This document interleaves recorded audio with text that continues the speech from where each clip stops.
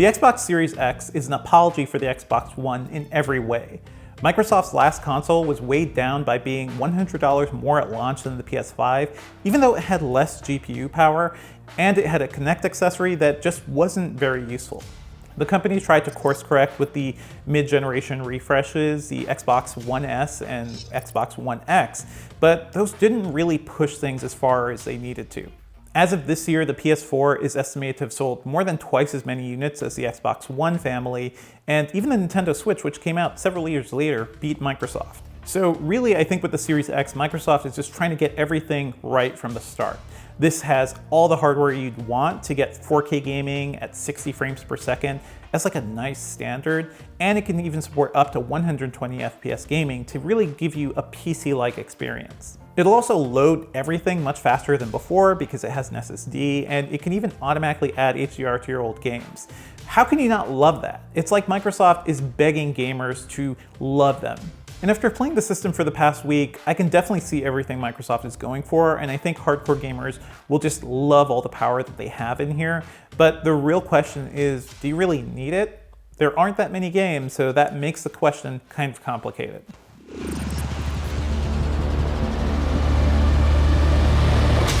So yeah, the Xbox Series X is very, very big, which just seems to be the style for this console generation. These things need to have a ton of hardware in there to pump out 4K gaming, so that makes sense. It measures 6 by 6 inches, and it's about a foot high, almost like a perfect rectangle. We're used to Microsoft systems being pretty boxy, but this one in particular is basically just a shrunken down PC tower. Over time, I got used to it. It's not quite subtle, but it does eventually blend in with everything underneath my TV. It's a strong and sturdy machine overall. It is just a box, so the plastic feels nice and thick. I think it's the same as the One X. And, you know, it feels hefty in your hand too, so it doesn't feel like I'm gonna break it if this thing falls, which is a problem you'll have with a console in a house with kids. And there aren't really many design flourishes either. There's a disc slot up front for 4K Blu-rays, there's a single USB port, a button for syncing your controllers, and the little Xbox power button in the top right. That's pretty much it. The one strong bit of style you see is the top of the console, which has, you know, these perforated holes, which I think would be a tryptophobe's nightmare, and a giant fan, probably the biggest fan I've ever seen on a single piece of consumer electronics. And since it's a big tower, you can orient it both vertically and horizontally pretty easily. And I have to say, I appreciate that one side of the system has little rubber feet to tell you that's the way it should go horizontally. That's more than I can say for Sony's. The system fit pretty cleanly inside my entertainment center, but I also had to make sure there was some open room for the fan to eject hot air out of the console. This is not a machine you'd want to put in a closed cabinet for sure. So sure, it's just a plastic box, but it's what's under the hood that's really compelling. It's running an 8-core Zen 2 CPU from AMD, and also new Radeon RDNA 2 graphics. That's impressive, but remember, the PlayStation 5 pretty much has the same hardware. The big difference is Microsoft is really pushing the GPU a couple teraflops further for more performance. The Xbox Series X and the PS5 offer 16 gigabytes of DDR6 memory, and Microsoft actually pumps up the memory bandwidth even more for 10 gigabytes of that, although 6 gigabytes, the remaining bit, is slower than the PS5's memory bandwidth. I think functionally, you will not notice that as a player, but it is interesting to see how these companies are both trying to optimize memory performance in different ways. And the other key in the trifecta of great new hardware in the system is the 1 terabyte NVMe SSD. It's part of Microsoft's new Velocity architecture, and it is light years ahead of the spinning mechanical drives we've had in the last batch of consoles. Microsoft really needs that extra bandwidth and faster storage because pumping out 4K game textures and files and everything, that takes a lot of bandwidth, so you need faster hardware to deal with that. There's 802 gigabytes of free storage space on the Series X. You can also expand that with Seagate's 1 terabyte SSD expansion card, which costs $220. That drive may seem slightly expensive today, but it's only slightly more than 1 terabyte SSDs that are available for PCs. And if you've got an old USB 3.1 hard drive laying around, for example, one you may have used on the Xbox One X, you can also plug that into the Series X. It'll run all the older games just fine, just like the One X did. Of course, you won't have the load time benefits of an SSD. You can also throw your Xbox Series X games onto that drive as cold storage. So if you just need to clear up some space and you don't want to re-download a game, it's a good place to let it sit, but you will have to give it time to transfer games over to that drive and back over to the SSD when you want to play them. Microsoft clearly put a lot of thought into the console's design. I don't think they tried as hard with the controller. It's basically the Xbox One X controller with a slightly clickier and more distinctive D-pad and a sharing button in between the two middle buttons, so taking a cue from Sony there. There are also some ridges along the handle grips to make it easier to hold onto it as you're getting into sweaty gaming experience. It's a nice controller, but maybe I'm spoiled by Microsoft's Xbox Elite controller, which is fantastic, and that's what I use on PCs and pretty much everywhere I can. It's a bit disappointing just because I'm looking at this next to Sony's DualSense for the PS5, which feels transformative and next generation in a way that this controller really just doesn't. So setting up this console is pretty simple. You just plug in the power and the HDMI and pick your orientation. That's it. There's no stand or anything else to deal with. You can now use the Xbox mobile app to set up your Wi-Fi and go through the whole process. That kind of failed for me halfway through, unfortunately. I had to continue the setup process with the gamepad, and that wasn't super difficult. It just felt kind of disappointing that one of the first next-gen experiences failed right out the gate. And once it booted up, I was staring at the new Xbox interface, which is fast and fluid, unlike it's ever been on any Xbox console ever before. I think this solves a major pain point for gamers. It almost feels like I'm racing up to keep up with how fast the system is, whereas before I always felt like I was waiting a little. The only downside is that the UI is 1080p, not native 4K. I don't think you'll really notice that, but if you're sitting close to your TV, it's kind of disappointing on a new system.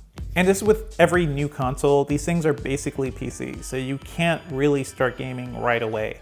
I had to sit through a 5 to 10 minute update, and then I just had to schedule a couple games like Red Dead Redemption 2, Dirt 5, Yakuza Like a Dragon, and wait for them to download. It came at a pretty steady clip over my Wi-Fi, at about 100 megabits per second, but even with that great speed, it'll take you around an hour to almost 2 to get a 75 gigabyte game. So enough of the table setting. How does this thing actually play games? In a word, spectacularly. Gears 5, which is optimized for the console, now runs at 60 FPS with a dynamic 4K resolution, both in cutscenes and during the main campaign. And everything just looks fantastic. You can tell that it's running the higher graphic settings you'd see on a PC, so you have better quality textures, and there's also a bit of ray tracing going on with the shadows and the lighting. So it looks like a transformative leap over the last gen, but it's also still Gears 5, so it's not a brand new game, and it's not going to be the must-have game that people need to buy the system, you know? On the Series X, the game also just loaded very quickly. Stages came up within like 10 seconds, whereas I remember on the One X, it was around 30 seconds or more to get these massive textures in. And that's mainly just from the leap to using an SSD. It's not even optimized for the Velocity architecture yet. Gears 5 also supports 120 FPS performance in the multiplayer mode, and that just felt incredibly smooth and responsive, and that's where I really started to see the need for higher frame rates. By having the screen refresh more quickly, the difference between, pressing buttons and seeing something happen on the screen is dramatically reduced. And I really, really felt that low latency when I was looking down the launch shot sniper rifle. Every tweak of the controller just was immediately reflected on screen. It made me feel like a better player overall. And one thing I noticed as I was mowing down tons of bad guys in Gears 5 is that this console is pretty quiet. When it's idling, it's near silent. I have a hard time telling it's on. And even when it's under load, the fan is blowing and hot air is coming out, but I can barely hear it. So that's the advantage of going with a giant fan. It's quiet, it doesn't have to spin as fast as smaller fans. And one thing that's worth mentioning here, I'm talking about different frame rates of performance. I'll say typically in consoles, we're used to 30 FPS, and not even always a constant 30 FPS. That's pretty much been the standard during the Xbox 360 and Xbox One era of games. It was limiting because people didn't have faster TVs, the GPUs just couldn't pump out pixels fast enough. With the Xbox One X, we started to see some 60 FPS games come about, but they also couldn't really run at a very high resolution. The difference there is 60 FPS just makes things look smoother and sleeker, and that responsiveness is going to get even faster, similar to the jump to 120 FPS. 60 FPS is something PC gamers have considered pretty much a standard for the past 10 years or more, so it's nice to see consoles kind of getting there and making that the base level of quality for a lot of games. You'll still see some 4K 30 FPS games, but that's up to the player choice. That's why you'll have multiple graphic settings to choose from. Yakuza Like a Dragon also looks fantastic and offers 3 different performance modes. One is 1080p with 60 FPS performance. Another is 1440p with 60 FPS, which I think is a nice balance between low res and the higher res of 4K. And another is a solid 4K 30 FPS experience. Now, here's the thing that I mentioned at the top of this review. I didn't have as many games as I'd like to really stress the system. So the Ubisoft games, Assassin's Creed Valhalla, Watch Dogs Legion, they're not out yet. And the big first-party title from Microsoft, Halo Infinite, is delayed until next year, and who knows when we'll actually see that. So the Achilles heel of this system is just brand new games that really want to make you spend money to upgrade to a new console. Still, Microsoft is upgrading a lot of its existing games, so Forza Horizon 4 is getting the bump up to 4K 60, Sea of Thieves is also going to be able to play in that, up from 30 FPS, so that's a major leap for that game. And even if a game isn't fully optimized for the system, just running off an SSD makes it faster. Red Dead Redemption 2 loaded a full minute faster on the Series X compared to the One X, although that was still a pretty long load time of around 35 seconds.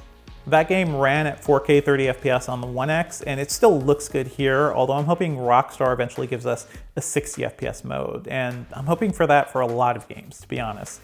Thanks to backwards compatibility, you can also play pretty much every game from the entire Xbox family. And older games also get automatic HDR added, so that made playing something like Geometry Wars Retro Evolved, an Xbox 360 launch title, transformative on my OLED because those bright levels and the colors just popped off the screen even more. I even played a bit of Alan Wake, Remedy's great game from the 360 era, which relies a lot on darkness and light, and the flashlights and all the lighting in that game just pop off the screen. They look really good, and honestly, I want to play through the whole game now just for this. And as I test out multiple games, the one thing that I found super useful is Microsoft's new Quick Resume feature, which lets you easily hop between up to 5 to 6 different titles. Not every game supports it, but when you do, if you try to reload a game, you'll see the title screen for a couple seconds, and then you're right back to where you were. This is nice if you're a little indecisive and you just want to move between different titles pretty quickly. It's much better from going back to the start screen and loading up all the title stuff for every game.